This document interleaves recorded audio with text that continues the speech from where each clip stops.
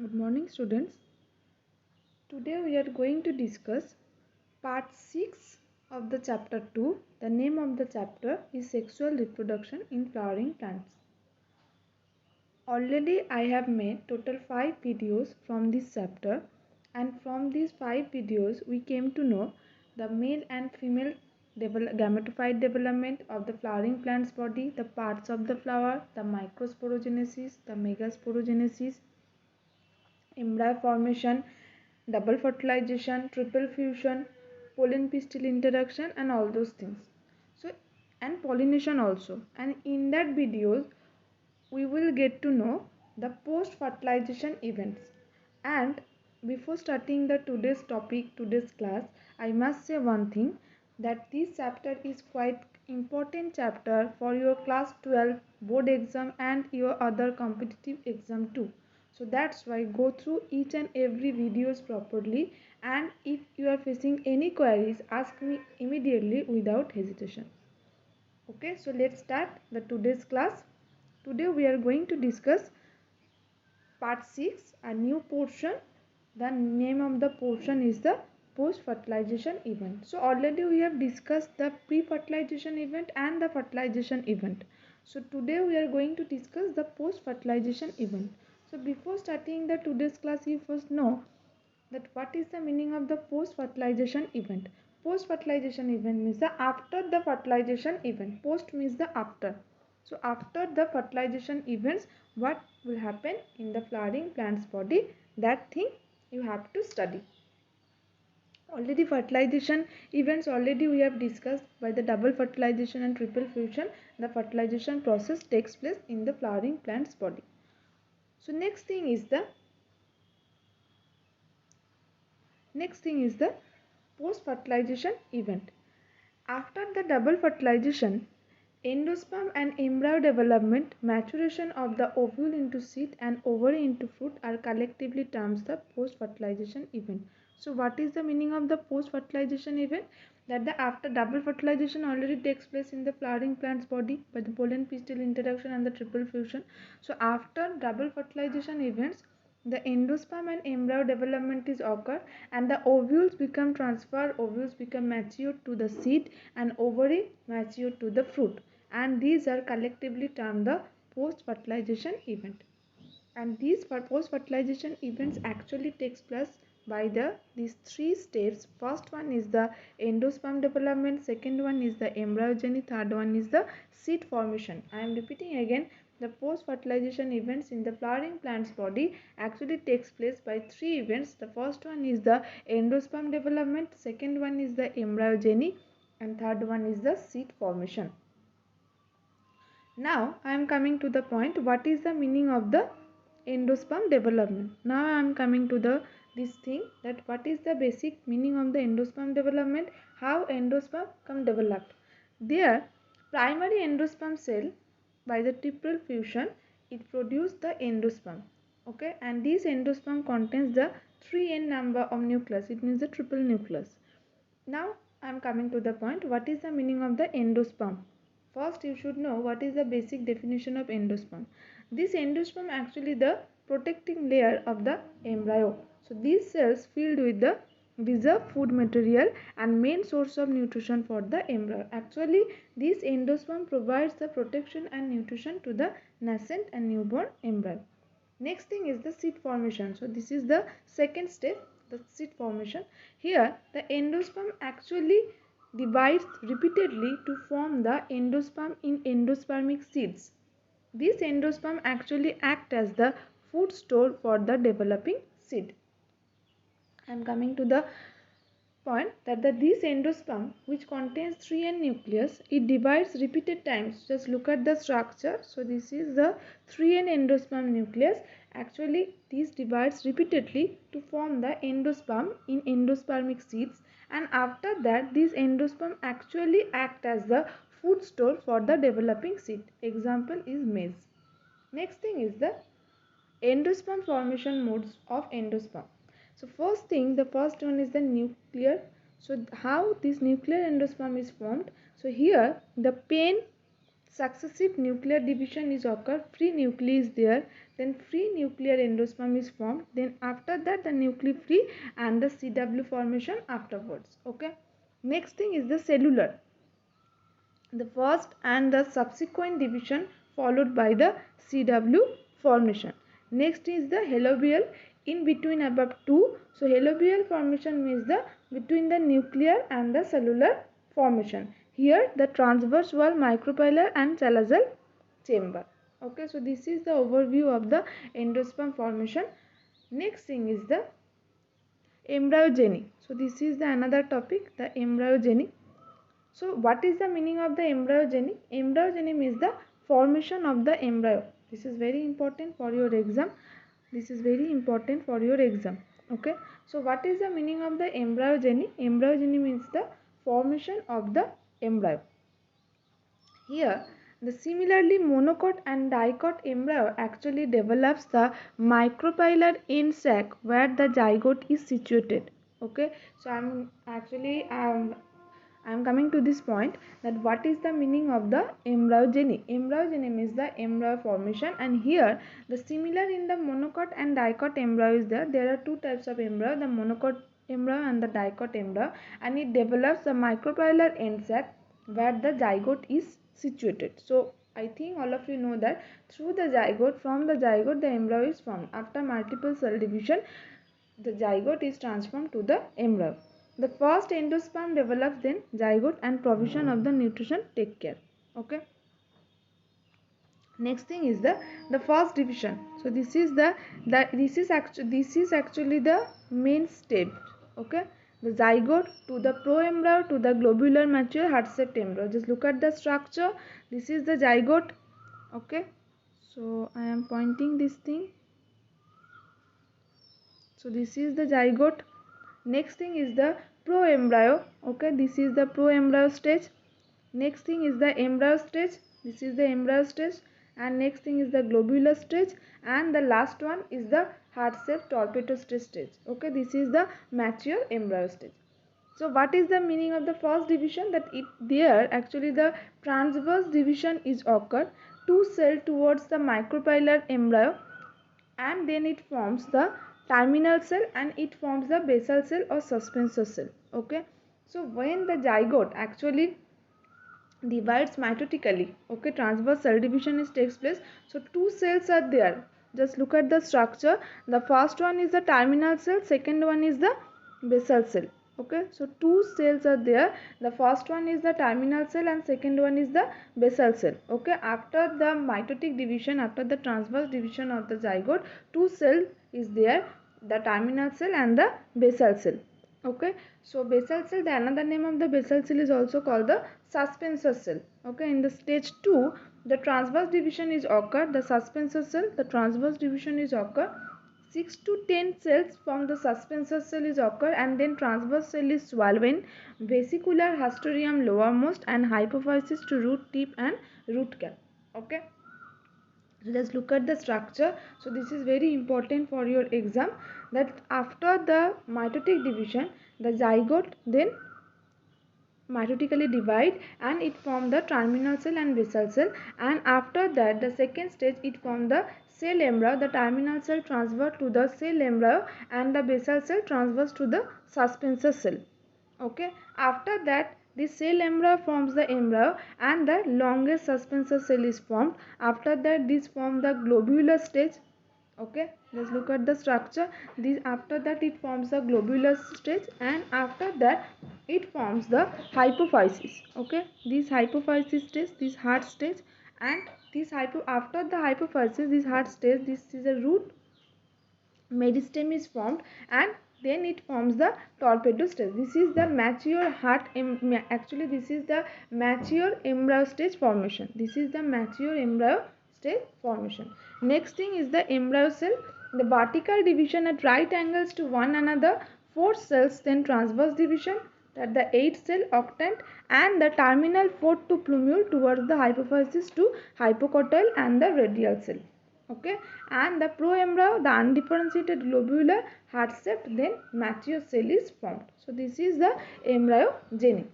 Next is there are already I have discussed, there are two types of embryo is there, the dicot embryo and the monocot embryo. What is the meaning of the dicot embryo? So this dicot embryo, so this is the dicot embryo. So this is important for your 1 or 2 marks question. This is very important for your 1 or 2 marks question, that what is the meaning of dicot embryo. This dicot embryo actually consists of an embryonal axis and two cotyledons. Just look at the structure. So one embryonal axis is there, okay, and two cotyledons is there. This is one embryonal axis and these two cotyledons is there, 1 2, okay, two cotyledons is there. There are two cotyledons, that's why this is called the dicotyledons, and one embryonal axis is also there.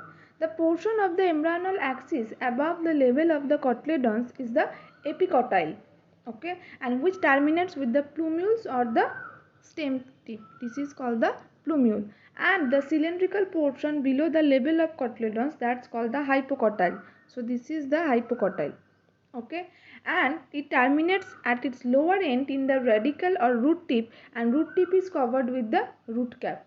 So just look at the structure. So during the time of your exam, you have to draw this diagram properly, okay. So I am repeating again, what is the meaning of the dicot embryo.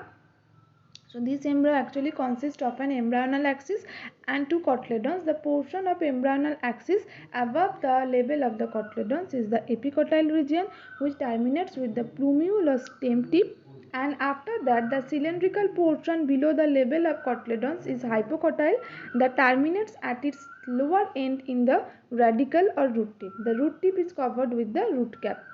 Next thing is the monocot embryo.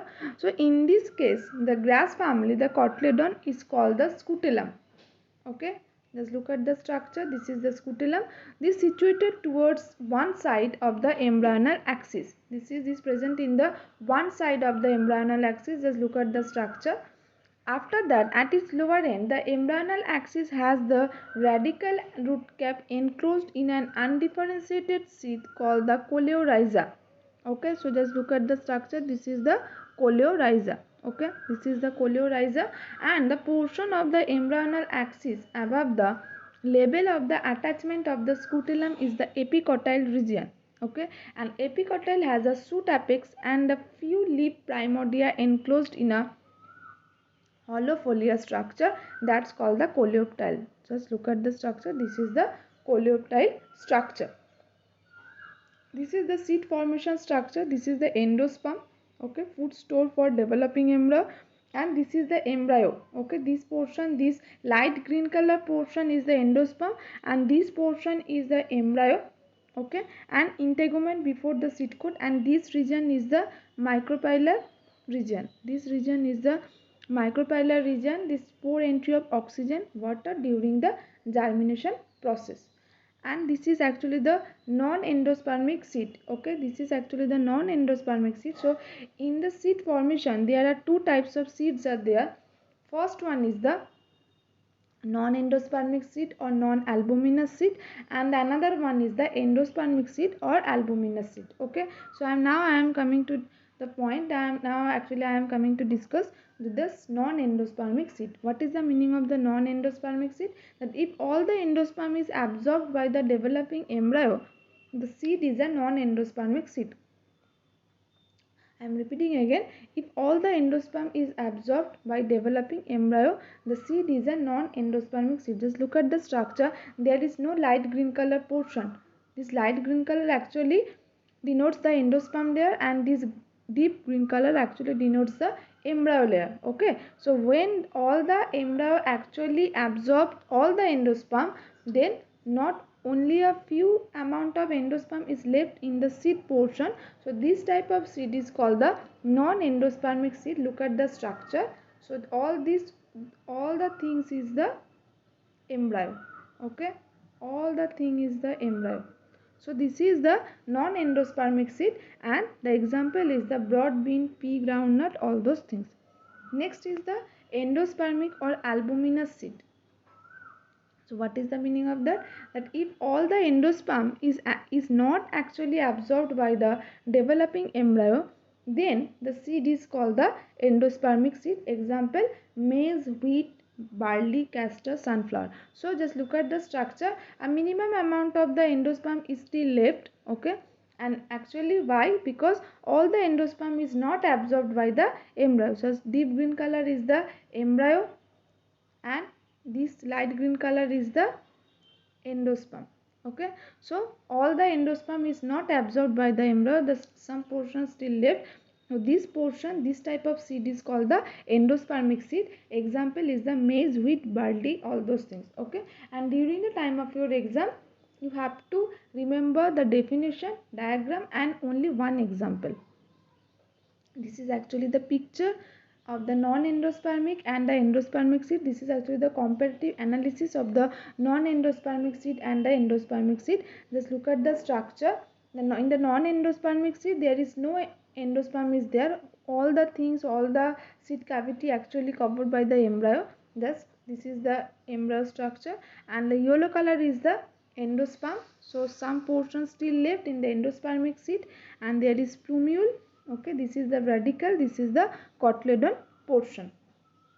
Next thing is the remnants of the nucellus are also persistent and these residual actually nucellus is called the perisperm. Okay, this perisperm is there in the black pepper and the beet area. So this is the basic important thing. What is the meaning of perisperm? The residual persistent nucellus. All the nucellus are also persistent. The some portion still left. The residual persistent of the nucellus is called the perisperm and this is present in the black pepper and the beet. Okay, so this is actually very important chart for your 1 mark question and MCQ question. That this is the before fertilization and after fertilization. So this is actually the layer, different kinds of layer. So before fertilization what is their name and after fertilization what is the transformation actually the. So before fertilization which portion is integument, after fertilization this integument transfer to the seed coat. Okay, so next thing is the micropyle. So micropyle is transformed to the seed pod after fertilization. Next thing is the ovule. Ovule transferred to the seed after fertilization. Next thing is the ovary. Ovary transferred to the fruit after fertilization. And next thing is the wall of ovary. So this is actually transferred. This is actually transformed to the pericarp after the fertilization. So this chart is very important chart for your exam. Next thing is the difference between the monocot seed and dicot seed. This is very important thing. Okay, for your 2 to 3 marks question, that write down 2 or 3 difference between the monocot seed and dicot seed. Okay, the first point of the monocot seed that the embryo possesses only one terminal cotyledons, but in the dicot seed the embryo possesses two cotyledons. Okay, next thing is the reserve food material is usually stored inside the endosperm.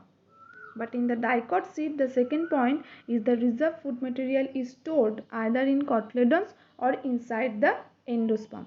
Next thing is the monocot seed, the seed laden endosperm is covered by aleuron layer and in the dicot seed, the aleuron layer is absent. So there are total 3 differences are there and please go through these 3 differences properly because this is important for your exam. Next thing, the last topic for today, the advantages of seed. So what is the basic implication of the seed? What is the basic advantages of seed? Actually the first point is they are basis of our agriculture. They are basis of our agriculture. So without seed we cannot actually germinate a new thing. Okay, so seed is the primordial step for the agriculture. Second one is the seeds provide the genetic combination. So this is very important thing. Next thing is the stored food in seeds supports the growth of seeds till they become nutritionally independent. And the last point is the seeds are adaptive for dispersal to form new plant colonies. So these are total 4 advantages of seed. So this is important for your 1 to 2 marks question. Okay, this is very important for your 1 to 2 marks question. Just go through it properly, the 4 advantages of seed. Okay, and this is the last topic for today.